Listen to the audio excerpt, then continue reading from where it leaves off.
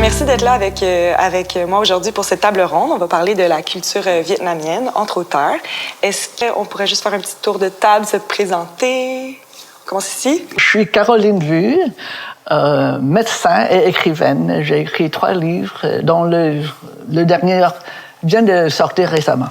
J'ai écrit en anglais, puis ça a été traduit en français. Mon nom, c'est Mai. Je suis une auteure de mon livre « Rien de beau sur la guerre », qui part de mon exil du Saigon. Mon nom, c'est Doan Chang.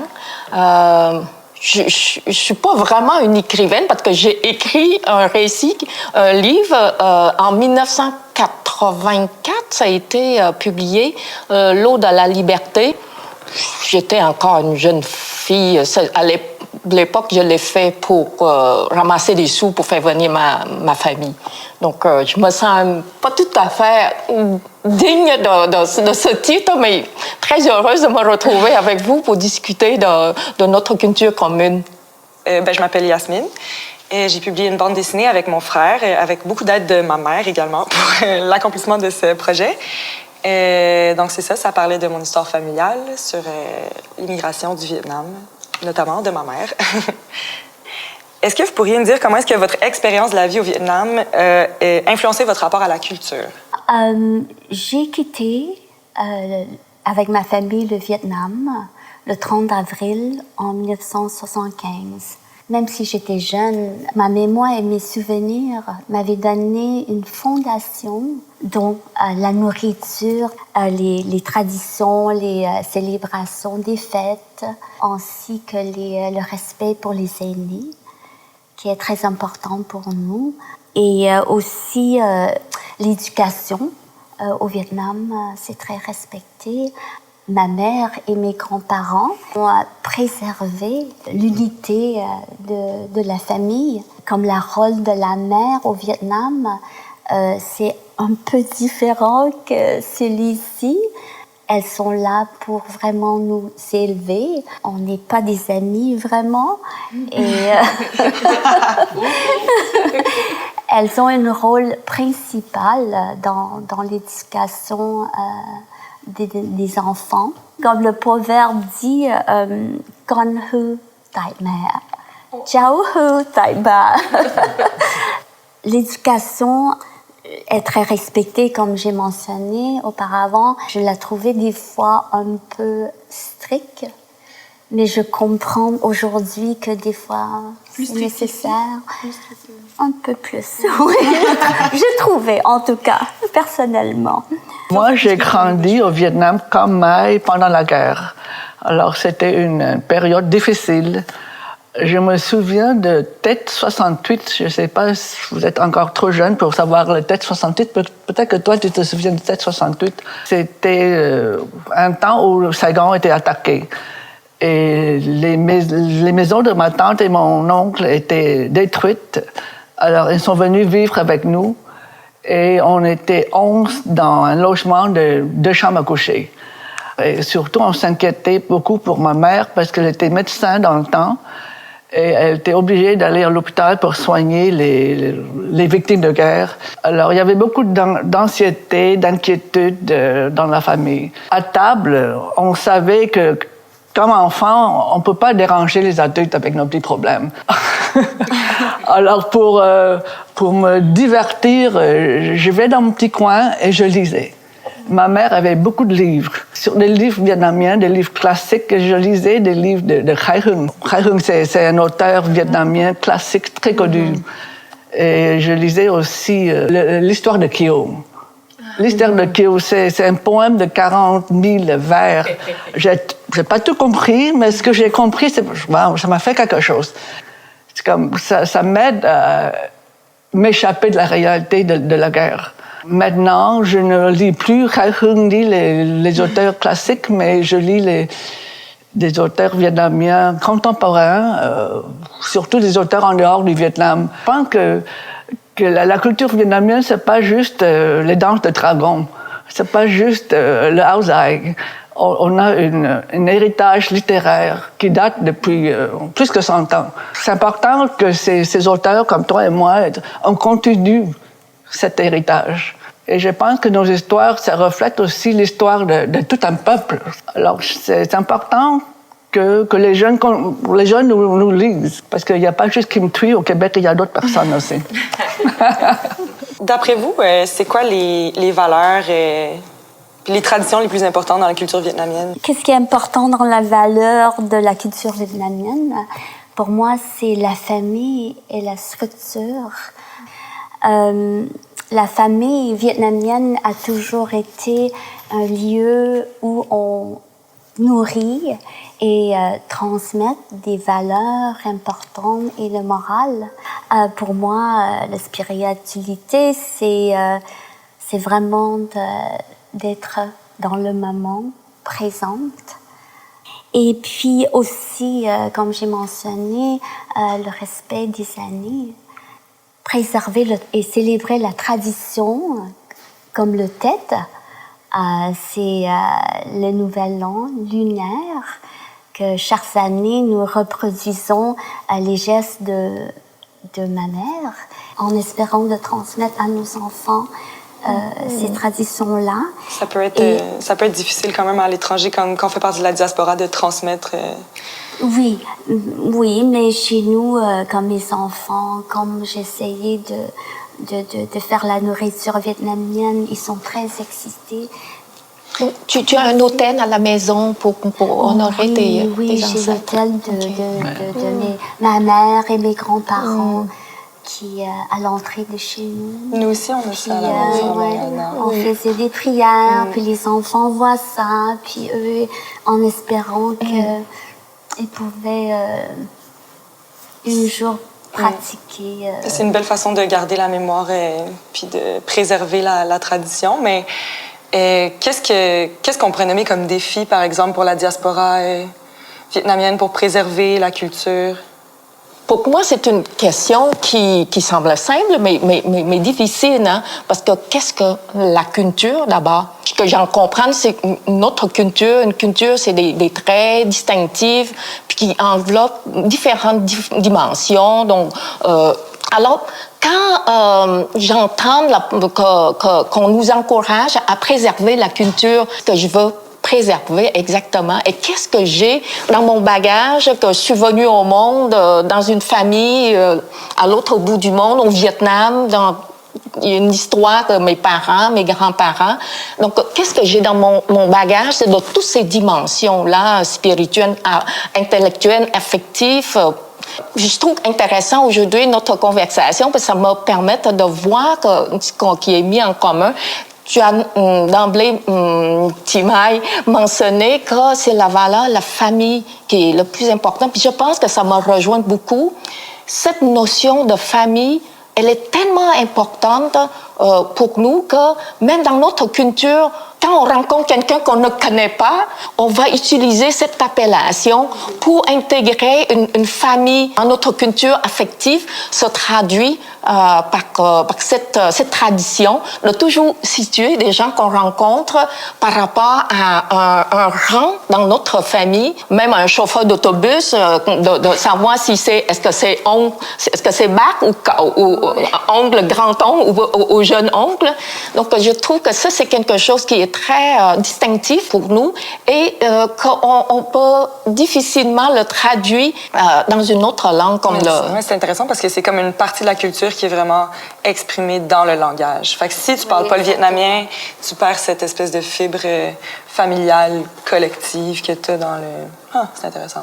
Le défi, c'est d'identifier, qu'on mette dans notre bagage culturel pour le préserver. Puis le préserver, c'est de le pratiquer, chercher des gens avec qui on pourra le vitaliser, hein, comme qu'on peut faire là. Il y a une grosse partie de l'exode du Vietnam qui s'est faite dans un contexte politique. Ça offre des défis pour la diaspora d'arriver ailleurs puis d'arriver avec un bagage.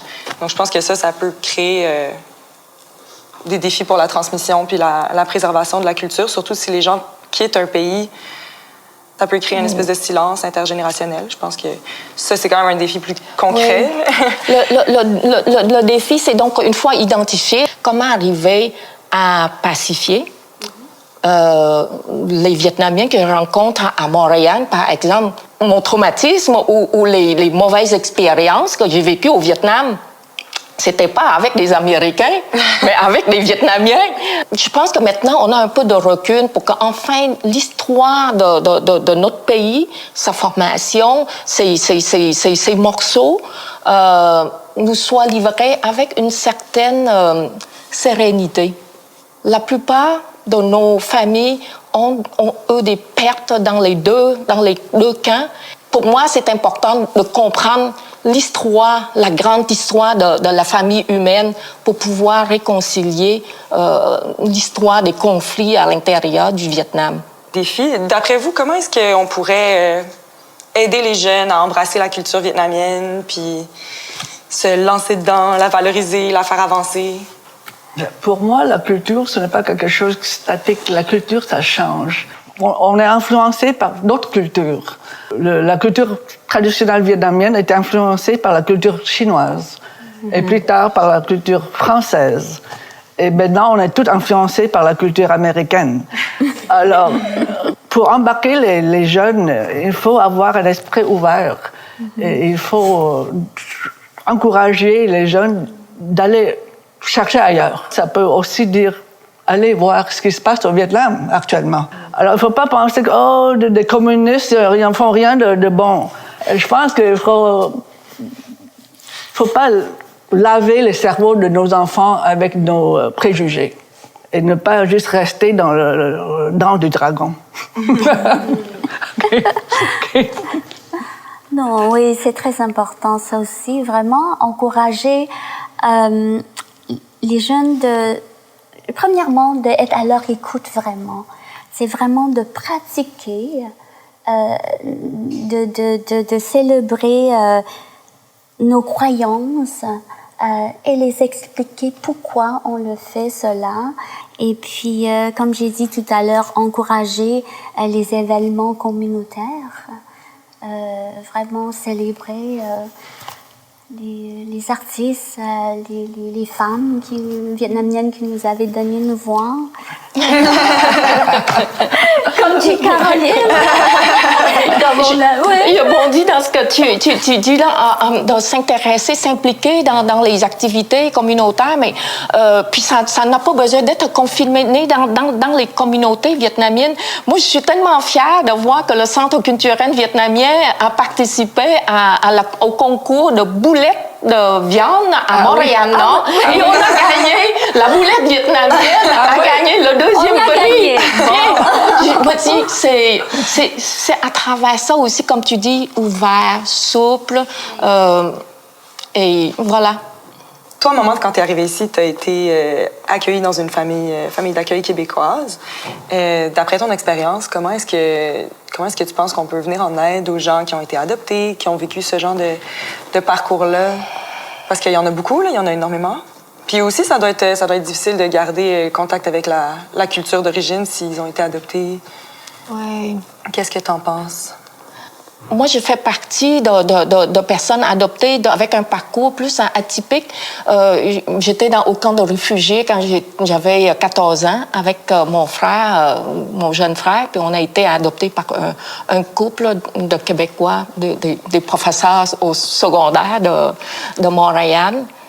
Pour nous venir en aide, c'est un défi. Ça prend cette reconnaissance que nos trajectoires sont différentes. Il faut qu'on s'inscrive dans une dimension plus collective. Donc, comme tu mentionnais, à travers des associations. Quand j'ai découvert l'association Libre Idée, il y a 6-7 ans, pas plus que ça, c'était comme la première fois que je me vois comme personne adoptée. Je sais que j'ai été adoptée, mais j'ai toujours parlé de mes parents adoptifs. Mais moi, enfant, adoptée, c'était dans mon angle mort, je ne regardais pas. Maintenant, je trouve que pour que ces associations qui sont capables de venir en aide à toute une communauté de personnes adoptées, beaucoup sont adultes aujourd'hui, ça prend des ressources. D'abord, de l'argent, parce qu'on va offrir des services d'accompagnement, d'animation. Moi, j'ai bénéficié beaucoup des cafés-rencontres où il y a des personnes qui sont habilitées à créer un espace de discussion sécuritaire et relax. Comment dégager des ressources pour soutenir ces associations-là, les activités de libre idée, par exemple? Ça m'a amené à la réflexion. C'est que si on attend à être riche, ça n'arrivera jamais parce que c'est une notion tellement floue, mais il faut regarder quand est-ce que j'ai du surplus. Si je ne connais pas mes besoins, je ne peux pas savoir quand est-ce que c'est comblé, quand est-ce que j'en ai assez pour pouvoir trouver du surplus pour le partager. J'ai fait un bond dans ma compréhension en tant que personne à travers les activités de libre idée. Donc, du support, en fait. Oui. Du support d'une communauté, puis un soutien. Oui. Parce qu'il y avait dans la conversation aussi, c'est qu'on peut regarder des personnes adoptées en bas âge ou mineures, comme mon cas.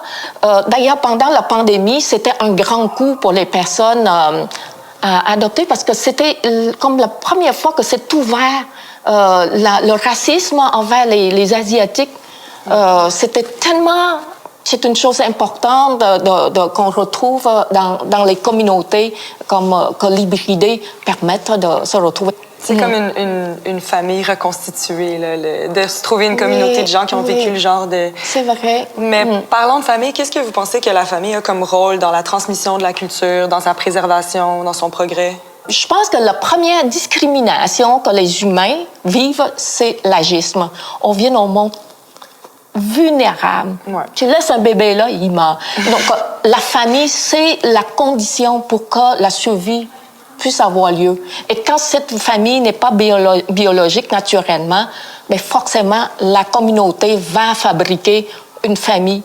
C'est pourquoi, dans notre culture, naturellement, on va aller toujours sur la route de l'exil. Hein? On est toujours connecté avec des gens comme c'était des gens de notre famille. Donc, tu sais, c'est comme pour les familles qui sont... Pour la diaspora, le rôle de la famille est quand même important parce que c'est comme un choix. T'es pas baigné dans la culture, fait que c'est les parents qui choisissent qu'est-ce qui va te donner accès... À quoi tu vas avoir accès dans la culture vietnamienne. Par exemple, t'as pas insisté pour qu'on apprenne le vietnamien quand on était jeune. Tu ne l'as pas imposé. Mais je vous ai toujours parlé vietnamien, par contre. Oui, quand on était jeune, oui. Mais par contre, tu as plus insisté sur l'histoire familiale, sur la mémoire de grand-maman. Puis je pense que ça nous a quand même donné un bel angle pour comprendre la culture vietnamienne puis pour se l'approprier. Même si je parle pas le vietnamien, j'ai une très bonne compréhension de l'histoire du Vietnam, de sa démographie, de ses conditions socio-économiques. Puis ça me donne envie, ça me fait sentir vietnamienne parce que cette partie-là de la culture, je suis capable de me l'approprier puis je suis capable de après la partager, par exemple en écrivant un livre. Fait que je pense que, justement, le rôle de la famille, c'est des choix, surtout quand tu es à l'extérieur du pays comme ça. Je me suis posé la question, qu'est-ce qui fait qu'un trait très particulier dans notre culture vietnamienne, c'est l'autorité parentale. Et Mai, vous avez mentionné que c'est strict aussi l'éducation, que ce soit les parents ou les maîtres. Et je me suis demandé comment ça se fait que c'est plus souple pour moi. Et là, quand j'ai regardé, quand vous avez fait Kim, la bande dessinée, là, que j'ai réalisé qu'il y a eu des cassures dans la transmission de la mémoire et le savoir-faire dans ma lignée, remontant à ma grand-mère, donc la mère de ma mère. Donc, dans le Nord, en 1954, il y a eu comme des gens ma mère était séparée de sa mère. Et moi, j'ai été séparée de ma mère. Donc, il y a eu une interruption de transmission. Et en même temps, c'était toutes les femmes qui ont dû être débrouillardes, donc faire des choses qu'elles n'ont jamais fait. Parce que, comme tu mentionnais, la culture évolue, mais aussi les situations évoluent qui nous obligent à s'adapter à des inconnus, en fait. Et je pense que c'est cette souplesse-là qui a fait que, oui, je n'ai pas exigé que mes enfants disent merci en vietnamien, se tiennent d'une certaine façon. Donc, en fait, c'est le rituel, je n'ai pas maîtrisé assez bien pour l'imposer. Et donc, c'est l'esprit que j'ai transmis. Jasmine, j'ai une petite question pour toi. Oui. Selon toi, comment la représentation que tu vois dans la culture vietnamienne qui a changé dans les médias? Je pense qu'il y a quand même une belle évolution dans la manière que la culture vietnamienne est représentée dans les médias. C'est sûr que moi, je le vois beaucoup du point de vue de l'Occident. Chez nous, ici, on a eu des gros films sur le Vietnam, comme Platoon, qui avait Indochine, justement, qui est au cœur de notre prochain projet. Quand on se pose des questions sur les médias, il faut toujours penser à qui produit ces médias-là, puis souvent, ça va être un enjeu d'intérêt. Donc, par exemple, dans les années 80-90, ça va être des Américains ou des Français qui vont parler des Vietnamiens. Donc, souvent, la représentation des Asiatiques, c'était vraiment les autres versus nous. Mais c'est ça, donc au fil des années, il y a eu une intégration des Asiatiques dans les cercles de producteurs médiatiques. Ça fait en sorte qu'il y a eu des personnages plus authentiques qui ont été mis à l'écran. Et par exemple, dans le film Everything Everywhere All at Once ou Joyride, des films qui sont sortis dans les dernières années et qui ont été produits par des Asiatiques. Donc, les personnages, ça deviennent plus multidimensionnels. Il y a des enjeux proprement asiatiques qui sont mis au cœur de ces récits-là. Fait qu'il y a quand même une belle évolution. La première représentation vietnamienne que j'ai eue dans la culture cinéma du Québec, c'est le petit gars dans la guerre des Tucs. J'aimais ça à l'époque, mais plusieurs années plus tard, ils ont fait une pièce de théâtre au Musée des Beaux-Arts à Québec et je suis sortie de là fâchée parce que la personne, le comédien québécois qui imitait l'accent du petit Vietnamien, je trouvais ça vraiment dommage de l'avoir traité de cette façon-là. Mais plus longtemps, dans les années 80, sûrement, vous vous rappelez, quand je suis arrivée, puis je cherchais le lien avec ma nouvelle société, puis à la télé, on avait Michel Viroli, dont la maman est vietnamienne. Et maintenant, nous avons toujours Céline Galipo. Donc, pour moi, longtemps, ça a été mon lien d'attache avec les médias pour ma culture vietnamienne. Puis je pense que aussi, c'est important d'avoir des présences médiatiques vietnamiennes qui sont pas là juste pour parler de leur identité vietnamienne aussi, tu sais, de comme humaniser les gens puis de faire qu'on peut s'intéresser à moi pour d'autres choses que juste tu sais, le parcours migratoire de ma famille. Je pense qu'il y a une présence médiatique plus comme, I guess, banale, ça peut être pratique aussi pour déstigmatiser l'image des Vietnamiens. Est-ce que vous avez déjà été confronté à des fausses idées sur la culture vietnamienne que vous aimeriez qu'on dissipe? Certainement. Quand tu parlais des films américains sur la guerre dans les années 80, les femmes vietnamiennes sont représentées comme dociles, passives. Donc, en parlant de stigma et de stéréotypes sur l'image des Vietnamiens, est-ce que vous avez des fausses idées sur la culture vietnamienne que vous aimeriez dissiper? Oui, certainement. Mais comme tantôt, tu as parlé des films américains sur la guerre des années 80. Et dans ces films-là, les femmes sont surtout représentées comme très dociles, passives, victimes. Mais en fait, c'est elle qui mène à la maison. C'est elle le boss, la patronne à la maison. C'est elle qui décide quoi manger, où aller en vacances, où amener les enfants, quelle école. Ouais. Et pendant la guerre, les femmes vietnamiennes étaient aussi très résilientes parce qu'elles étaient toutes seules à mener une famille quand tous les hommes sont partis en bataille. Et il y a d'autres préjugés qu'on devrait aussi dissiper. Par exemple, on est tous des génies en sciences, puis en sciences, puis en maths, puis en finance. On est tous des pharmaciennes. Et on est tous des nuls en sport. En sport et en art. Pour le sport, c'est plus rare. Mais il y avait une fille qui s'appelle Carol Huing. Ouais. Carol Huing, qui a gagné le médaille d'or aux Jeux olympiques à Beijing en 2008. Ouais, pour la lutte. Pour la lutte. Oui. Pour la lutte. Sinon, je ne sais pas s'il y a d'autres stéréotypes auxquels vous faites face parfois. Oui. Je suis en train de lire un livre de Lan Jung qui analyse justement ces films produits par les Vietnamiens. Puis, elle fait ressortir des hommes qui ont accès pour faire des films. Ça prend beaucoup d'argent. C'est un médium qui demande énormément de ressources. Et la façon dont ces hommes voient les femmes vietnamiennes, c'est comme dichotomie, ou bien c'est une salope, ou c'est une Sainte Vierge, la vertu, la mère qu'on vénère. D'ailleurs, pour nous, on a comme une fin de cette culture de notre passé. Donc, ces films viennent nous chercher beaucoup. Mais comme femmes, est-ce qu'on se retrouve dans l'image projetée sur la femme vietnamienne? Puis la même chose, si c'est les seuls qui font, la population se fait une idée de qui nous sommes à travers ces images-là. Et souvent, c'est pas juste une coquetterie de dire que les préjugés positifs n'ont pas d'effet négatif sur nous, c'est qu'on nous perçoit comme brillantes à réussir. Alors, lorsqu'on a besoin, on est en détresse, qu'on a besoin de l'aide, notre demande n'est pas facilement entendue. Si on dit, tu réussis tellement bien dans ta carrière, pourquoi la dépression? Ben, ceci conclut notre table ronde. Merci beaucoup d'avoir participé. C'était vraiment le fun. Je ne sais pas si vous avez des choses, des anecdotes que vous voulez ajouter, mais on a fait le tour de nos questions. Je passerai encore un mot.